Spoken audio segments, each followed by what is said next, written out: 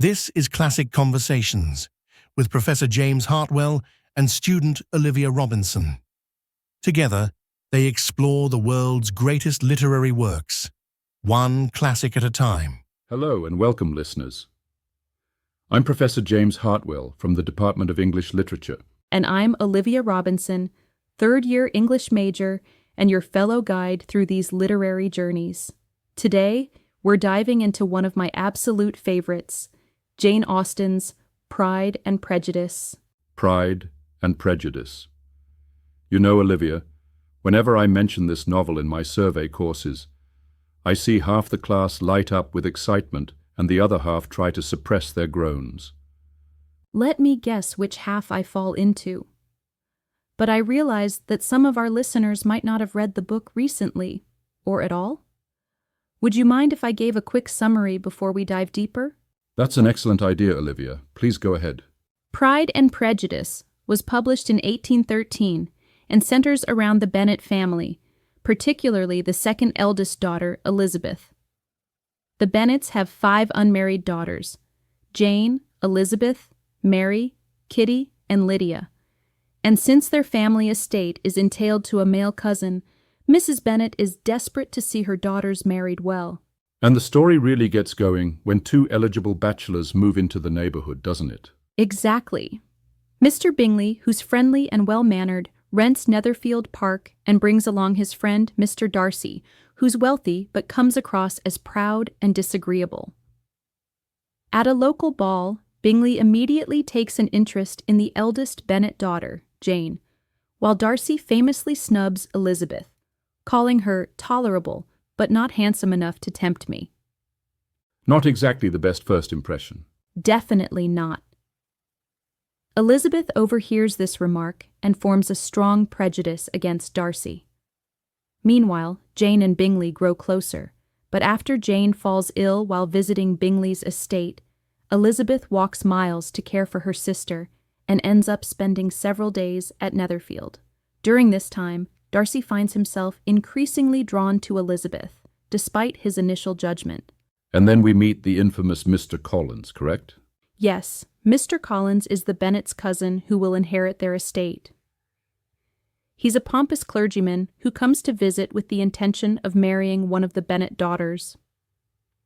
After being refused by Elizabeth, he quickly proposes to her friend Charlotte Lucas, who accepts for practical reasons. Don't forget about the charming officer, Mr. Wickham. How could I? Wickham tells Elizabeth a tale of being mistreated by Darcy, which reinforces her negative opinion.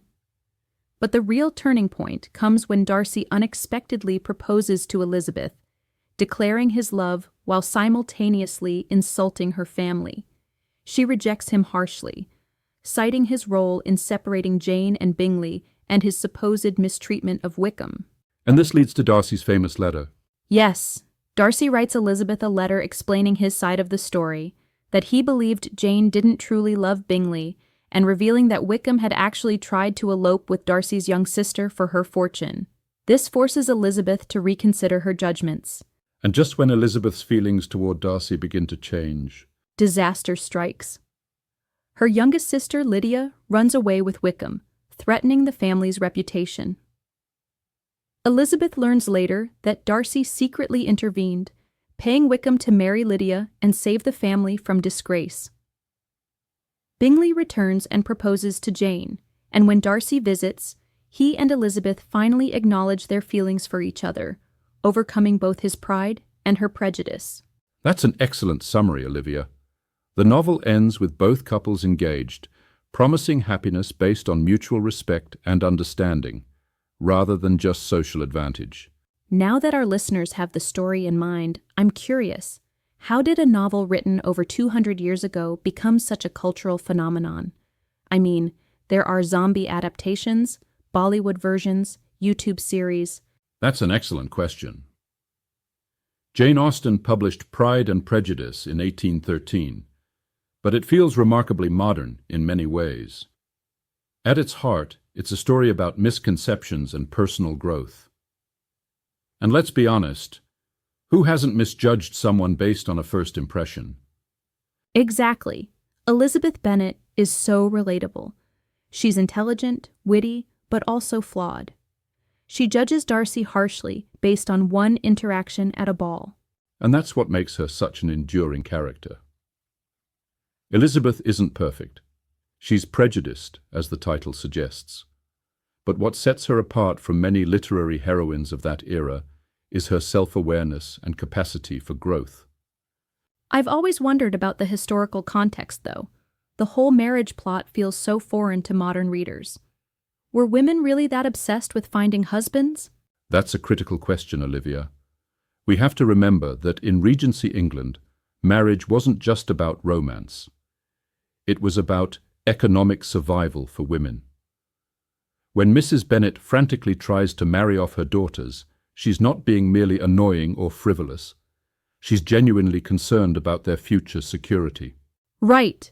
Because of the entailment on their estate, Longbourn would go to Mr. Collins, not to any of the Bennet daughters.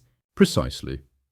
Women couldn't inherit property in most cases, couldn't work in professions, and had few options for supporting themselves respectably. Jane Austen herself never married and faced financial insecurity throughout her life, despite being one of the greatest writers in the English language. So when Elizabeth rejects Mr. Collins's proposal, even though it would secure her future, that's actually a pretty radical act. Absolutely. And that's why I think Austen was quite subversive for her time. She created heroines who valued personal happiness and intellectual compatibility over mere security. Elizabeth refuses not one, but 2 marriage proposals. Quite scandalous. I never thought of Jane Austen as scandalous. But speaking of scandals, can we talk about Lydia running off with Wickham? That subplot always feels so dramatic. Oh, it's meant to be shocking. Today, eloping might seem romantic, but in Austen's time, it was catastrophic for a family's reputation. Lydia's actions threatened not just her own standing, but the marriage prospects of all her sisters. That's what makes Darcy's intervention so significant, right? He saves not just Lydia, but the whole family's reputation. Excellent observation, Olivia. Darcy's action demonstrates his growth as well. Early in the novel, he's concerned with status and propriety. Remember how he separated Bingley from Jane because of the Bennet family's inferiority? By the end, he's willing to associate himself with Wickham, a man he despises, to save the woman he loves and her family. I've always been curious. Why do you think Pride and Prejudice has such staying power compared to other novels of that era? Is it just the love story? That's a complex question. The romance is certainly part of it. Darcy and Elizabeth have become archetypes for the enemies to lovers trope. But I think what really resonates is Austen's razor-sharp social commentary and her psychological insight. She understood human nature, our vanities, our blindnesses, our capacity for growth. And her writing is just so witty. That famous first line, "It is a truth universally acknowledged that a single man in possession of a good fortune must be in want of a wife." The irony in that line sets the tone for the entire novel. Austen is poking fun at society's mercenary approach to marriage while simultaneously acknowledging its reality. I've always wondered about Austen's own views on marriage. Do you think Elizabeth and Darcy represent her ideal? There's certainly evidence for that interpretation. Austen herself turned down a proposal that would have provided financial security, but not, presumably, love or compatibility. Her letters suggest she valued genuine affection in marriage. But she was also clear-eyed about the economic realities women faced. That reminds me of Charlotte Lucas accepting Mr. Collins. That subplot always makes me a little sad. Many readers share that feeling, but Austen doesn't condemn Charlotte. She presents her choice as rational given her circumstances. Charlotte is 27, considered nearly unmarriageable in that society, with little fortune. Austen shows us Charlotte making a calculated decision and finding what contentment she can within the constraints of her society. Oh!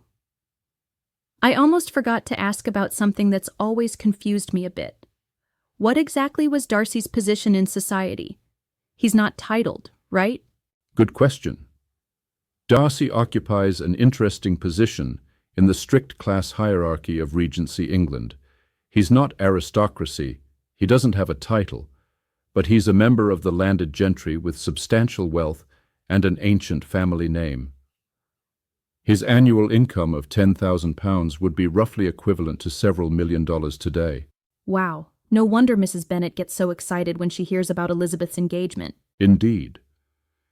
And that brings us to another aspect of Austen's genius, her careful attention to the economic realities of her characters.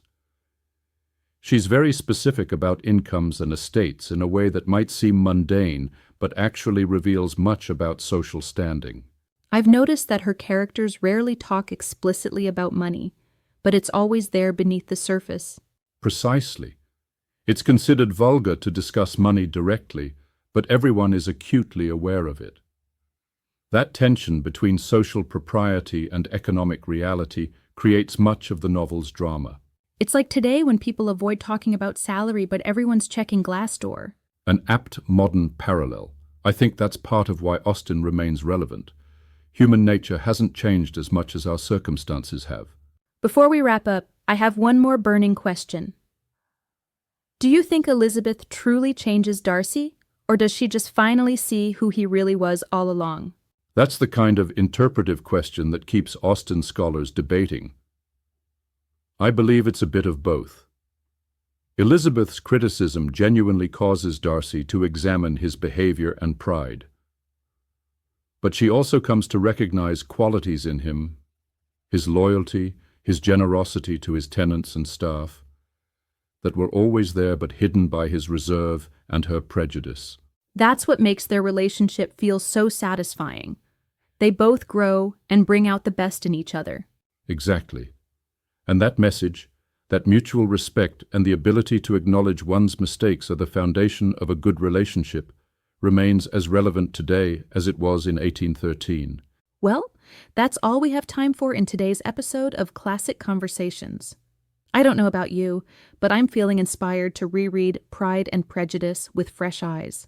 Next time, we'll be discussing Mary Shelley's Frankenstein, a very different kind of novel, but equally revolutionary in its own way. Until then, keep turning those classic pages. And remember, in the words of Jane Austen, think only of the past as its remembrance gives you pleasure. Thank you for listening to Classic Conversations. If you enjoyed today's journey, be sure to subscribe and join us next time for another dive into the classics.